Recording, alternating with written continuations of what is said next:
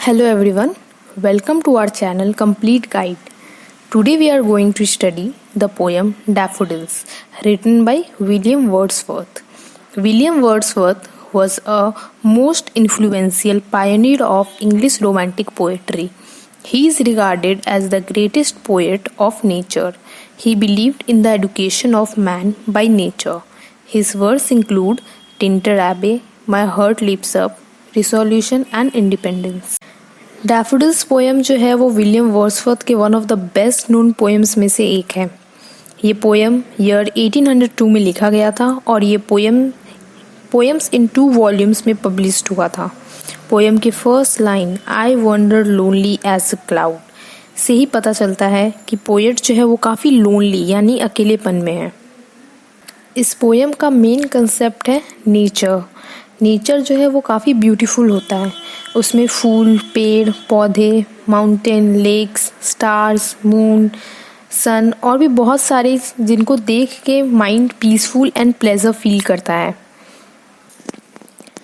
I wondered lonely as a cloud that floats on high over vales and hills. यहाँ I यानी कि poet वो wonder कर रहे हैं, घूम रहे हैं। लोनली एज अ क्लाउड, यहाँ पोएट खुद को बादल से कंपेयर करते हैं। जैसे कि एक बादल फ्रीली खुले आसमान में फ्लोट करता है बिना किसी रुकावट के, वो अकेले बिना किसी पर्पस के फ्लोट करते हुए हिल्स एंड वेल्स यानी वैली को पार करता हुआ जा रहा है। ठीक वैसे ही पोएट जो है वो अकेले हैं, लोनली है और अकेलेपन में वो बिना किसी पर्पस के घूम रहे हैं। जैसे एक बादल खुले आसमान में अकेला है, ठीक वैसे ही पोएट भी खुद को अकेला लोनली फील कर रहे हैं। When all at once I saw a crowd, a host of golden daffodils. Suddenly जो पोएट है देखते हैं वो उनका नज़र क्राउड यहाँ डैफोडिल्स के लिए यूज़ किया गया है। ऑल ऑफ अ सडन जो पोएट है उनका नज़र डैफोडिल्स के ब्यूटीफुल साइट को देख के अट्रैक्ट हो जाता है। यहाँ डैफोडिल्स का जो कलर है वो गोल्डन बताया गया है, जैसे वो पूरे सोने की तरह चमक रहा है। Beside the lake beneath the trees fluttering and dancing in the breeze. यहाँ पोएट बोल रहे हैं कि जो डैफोडिल्स है वो लेक के पास है और उनकी जो संख्या है, जो नंबर्स है, वो उसका अनुमान नहीं लगाया जा सकता। वो इतने सारे हैं। डैफोडिल्स हवा में इधर उधर लहरा रहे हैं। फ्लटरिंग यानी लहराना, मानो जैसे कि वो डांस कर रहे हों, झूम रहे हों आपस में। Fluttering meaning moving lightly and quickly. Continuous as the stars that shine and twinkle on the Milky Way. Poet यहाँ पर सिमिली यूज़ करते हैं। डैफोडिल्स की ब्यूटी को मिल्की वे के साथ कंपेयर करते हैं। जिस तरह से एक मिल्की वे में जो तारे होते हैं, जो स्टार्स होते हैं, जिस तरह से वो जगमगाते हैं, ठीक वैसे ही डैफोडिल्स भी खेत में लहरा रहे हैं, चमक रहे हैं। जो उनका गोल्डन कलर है वो चमक रहा है। They stretched in the never-ending line along the margin of a bay. यहाँ पोएट पहले ही डैफोडिल्स को मिल्की वे से कंपेयर कर दिए। मिल्की वे जहाँ गैलेक्सीज होता है, जिसमें मिलियंस ऑफ स्टार्स होते हैं, जिसका कोई अंत नहीं होता, ठीक वैसे ही डैफोडिल्स जो है उसका कोई अंत नहीं है। वहाँ इतने सारे डैफोडिल्स हैं और सभी एक साथ झूम रहे हैं, फ्लटरिंग कर रहे हैं और उसको जो पोएट है उसको स्टार्स के साथ कंपेयर करते हैं। डैफोडिल्स जो है वो नेवर एंडिंग लाइन में स्टूड है। नेवर एंडिंग लाइन यानी जो उसका लाइन है बे यानी जो लेक के साइड से जो डैफोडिल्स जा रहे हैं उसका कोई अंत ही नहीं है। डैफोडिल्स एक लाइन में along the margin of the bay, ये जो सीन है ये पोएट को बहुत ही सुंदर लगता है। They form the endless line, मतलब बहुत ज़्यादा नंबर में है daffodils. 10,000 saw I at a glance, tossing their heads in sprightly dance. एक बार इतने सारे 10,000 डैफोडिल्स को साथ में देख रहे हैं। टॉसिंग यानी मूविंग। जो डैफोडिल्स है वो हवा में टू एंड फ्रो हो रहे हैं, जैसे कि मानो वो नाच रहे हों, झूम रहे हों, इधर से उधर वो लहरा रहे हैं। हवा जब बह रहा है तो डैफोडिल्स भी इधर उधर हो रहे हैं। यहाँ पर पर्सोनिफिकेशन यूज़ किया गया है। जो डैफोडिल्स हैं उनको ह्यूमन बीइंग से पर्सोनिफाइड किया गया है।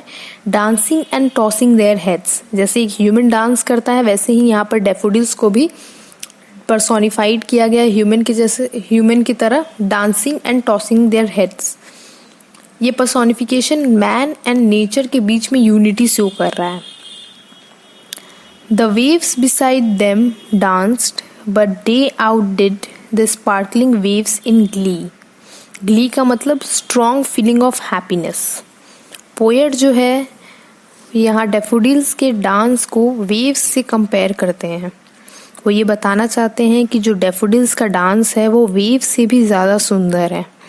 It is more lively. He points out that the daffodils were involved in dancing competition against the waves.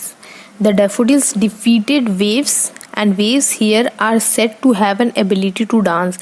Wave जो होता है वो समुद्र के लहर को कहा जाता है। जिस तरह से एक वेव हवा के झोंके से जैसे एक समुद्र में लहर उठता है और गिरता है, उसको पोएट यहाँ पर वेव्स को डांस ह्यूमन की तरह से पर्सोनिफाइड किए हैं कि वो भी डांस कर रहा है और उसी हवा के झोंके से डैफोडिल्स भी इस तरफ हिल रहा है, टॉस कर रहा है, जैसे लग रहा है वो भी नाच रहा है और झूम रहा है।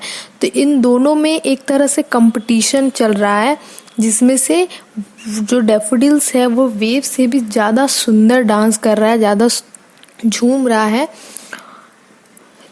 पोएट यहाँ बोलते हैं कि जो डैफोडिल्स है दे डिफीटेड द वेव्स, यानी वेव से भी ज़्यादा खूबसूरत डैफोडिल्स लग रहे हैं। A poet could not but be gay in such a jocund company. Poet यहाँ डैफोडिल्स के ब्यूटी और इंचाइंटिंग क्वालिटीज़ को जो है उसको डिस्क्राइब करते हैं। पोएट जो है वो डैफोडिल्स के कंपनी में काफ़ी खुश है। पोएट जो है वो डैफोडिल्स की ब्यूटी से अमेज्ड और वो उसे नज़र नहीं हटा पाते। He could not think what wealth of joy had brought to him. He recollects the beautiful sight of daffodils. वो बार बार डैफोडिल्स को याद करते हैं, उसकी जो सुंदरता उनके दिमाग में बार बार आती है, उसका जो झलक है। I gazed and gazed but little thought what wealth the show to me had brought. यहाँ wealth का मतलब है ग्रेट जॉय। पोएट बोल रहे हैं कि जो डैफोडिल्स के ब्यूटीफुल साइट को कंटिन्यूसली देखकर उनका मन बहुत खुश है। जब भी पोएट दुखी होते हैं तो वो डैफोडिल्स के ब्यूटीफुल साइट को याद करके पोएट का मन खुश हो जाता है। The beautiful scene of the daffodils come across the poet's mind and filled it with joy. Then he realise the true worth of the beautiful sight of daffodils. For oft when on my couch I lie in vacant or in pensive mood. जब poet free या sad mood में अपने couch पर बैठे रहते हैं तो daffodils के ब्यूटीफुल सीन को याद करके उनका मन काफ़ी खुश हो जाता है। The memory of the beautiful daffodils makes the poet happy again. They flash upon that inward I which is the bliss of solitude. Poet यहाँ बोलते हैं कि solitude is a great blessings because solitude में poets daffodils की memory को recollect करते हैं और उसे उनको बहुत खुशी मिलती है। सॉलिट्यूड यानी जब एक इंसान सैड होता है, अकेलेपन में रहता है, लोनली फील करता है, तो पोएट को ये बहुत अच्छा लगता है। जब वो अकेले रहते हैं और वो बहुत सैड होते हैं तो वो उसको ब्लेसिंग से कंपेयर करते हैं, क्योंकि जब वो सैड रहते हैं, अकेले रहते हैं, तो उनके दिमाग में डैफोडिल्स का जो साइट है, जो सीन है, वो याद आता है। वो जो मेमोरी है उसको बार बार वो रिकलेक्ट करते हैं, जिससे कि उनके मन को बहुत खुशी मिलती है। And then my heart with pleasure fills and dances with the daffodils. जब भी पोएट डैफोडिल्स के मेमोरी को रिकॉल करते हैं उनका मन खुश हो जाता है। The poet becomes so happy that his heart begin to dance with the dancing daffodils.